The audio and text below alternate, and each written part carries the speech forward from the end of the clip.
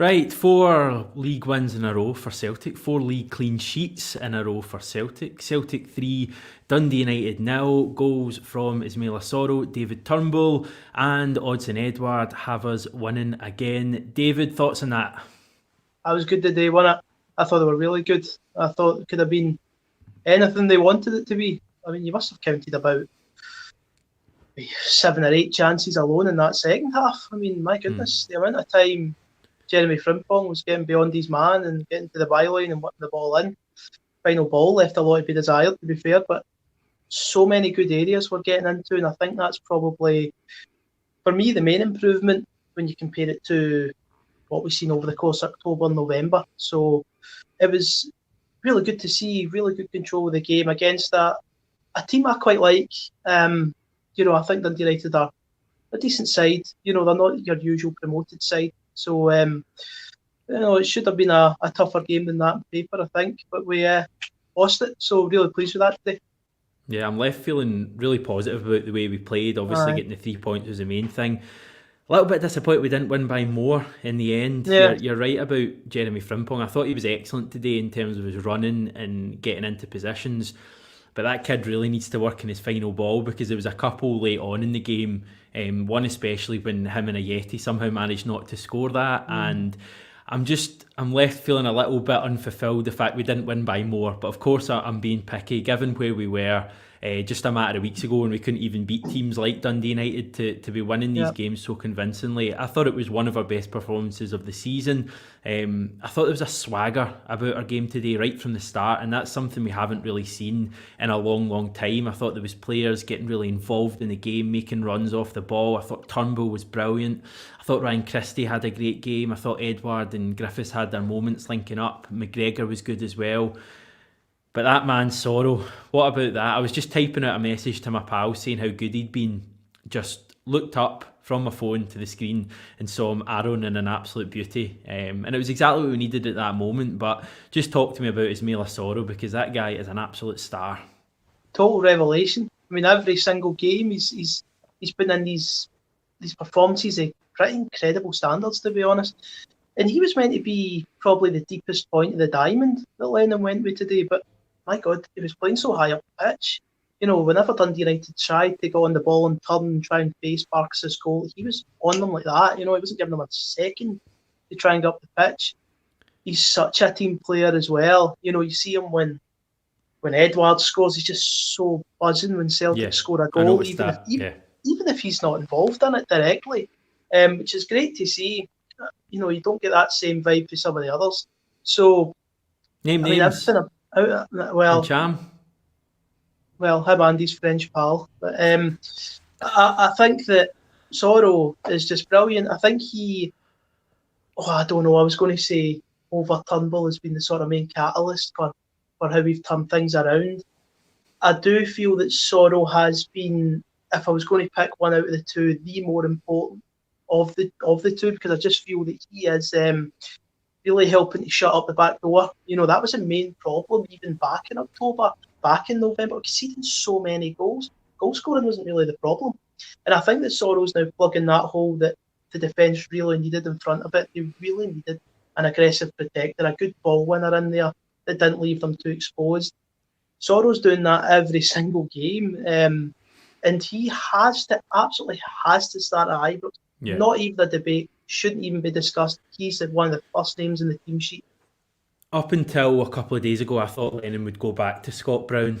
I think the way Sorrow's played over the last couple of games, and the fact we've won them both 3-0, and the fact that he scored today, I don't think it was any coincidence, isn't the right word, but I don't think it, I thought it was quite important and quite symbolic in many ways that both Sorrow and Turnbull scored goals today, because I think those two have to start against Rangers, and I think both of them will actually start now.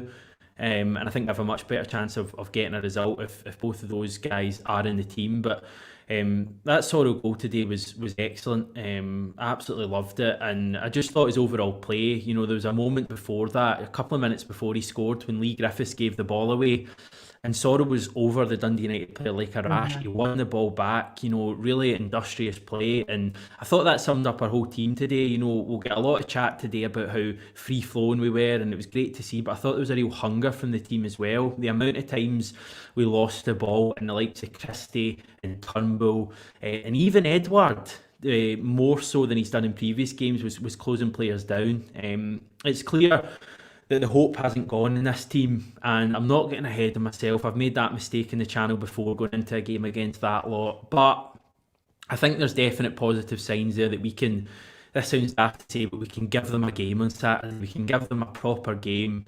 I wouldn't say I'm confident, but I'm feeling better than I was. I think this is a Celtic team that is getting back on track. Well, you go back to when we were struggling over the course of October, November, and we were made to think we were going to Ibrox with Scott Brown, with Olivier Cham, and my goodness, that's a totally different prospect to what we could be going there with now. I've got this really positive feeling in my mind we're going to do it. And I just think you look at that midfield, it's just so much more improved. McGregor looks like a different player as well. Yeah. When we talk about Sorrell and Turnbull, as all we plays want, further forward, doesn't he, McGregor? He does. He doesn't have to cover for Brown's mistakes as much, and I think he knows that as well. You can see that in his positioning, I think. Going to Ibrox with that sort of diamond shape, I think will cause them so many problems. I think it will. I think it could be Rangers' toughest challenge they'll have had this season. I'm including some of their games in Europe there. But that depends on how we sort of perform on the day. Hopefully we don't flop.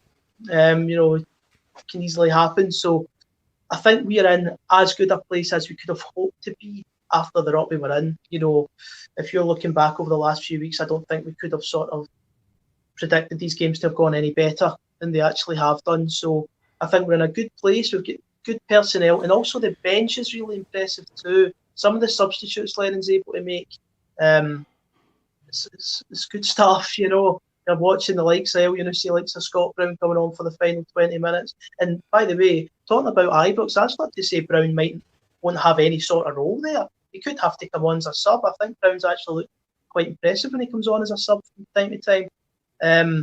But the bench is so strong. They're looking a lot sharper, a lot quicker with the tempo.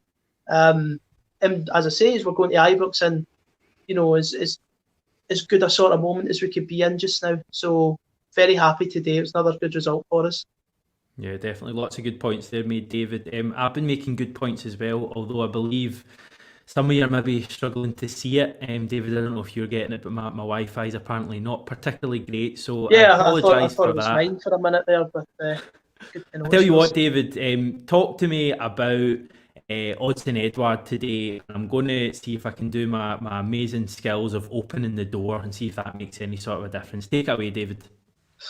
Odsonne Edouard is, we know he's going to start the derby, don't we, at the weekend. He is, he's Lennon's MVP, he's Celtic's MVP. But there is still something a wee bit off for me. I think he's getting into good areas, but he's just taking a bit too long on the ball for me. He's not releasing it quick enough. I don't think he's making the right decisions in the final third. His goal, by the way, was top class. I mean, it's still great composure from him for the game that Edouard was having, which I think was a very poor one. But there's a bit of concerns there for me with Edouard. I still don't think he's anywhere near the level we all believe he can operate at. Good thing for us is he's a big game player, though. He has previous in turning up in this derby, even when performances just beforehand have been poor.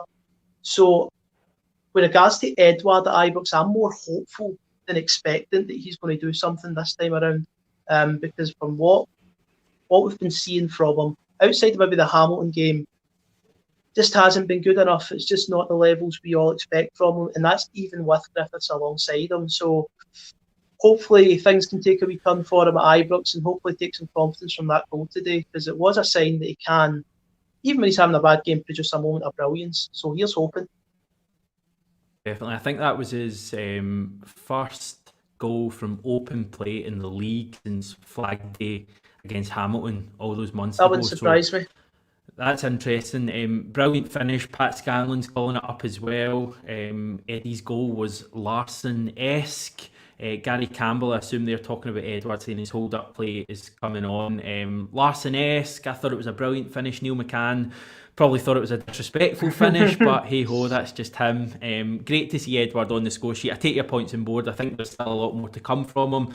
I was actually saying before he scored that I felt he had to be more ruthless, because it was one after the Griffiths free kick where it came through to him, and I just felt he was a bit kind of powder puff, and I was just thinking, put your foot through it, because we need you to score these goals. But positives there. Right, a couple of things we need to get through. Christopher Julian stretchered off after colliding with the post. Looked a sore one. He looked like he was running through treacle before that moment to let McNulty in. McNulty kind of chips it round Barkas. Julian does well to get onto the line, clear it off, collides with the post. He's taken off on a stretcher. Hopefully he's all right for Saturday. Yeah, I was gutted to see. At first I thought it was maybe not as bad as it looks. We know what Julian can be like with the injuries. So I was hoping, but then you see the stretcher coming out, you instantly know it's something a bit more serious. Don't think he was helped out by the goalkeeper. Too easily beaten for me again. Didn't make himself look big enough at all. That's a bit of a concern going into the weekend, considering it's pretty clear Lennon's going to start Barkas. I don't think we need Julian in there to win at Ibrox. We do have personally, Beaton's had previous having good performances at Ibrox. I remember the 2-0 game last season, he was absolutely sensational for his injury. Shane Duffy, I know he's become a bit of a joke figure, but he'll be desperate to do something there if he gets the chance. Hopefully that would maybe bode well for us.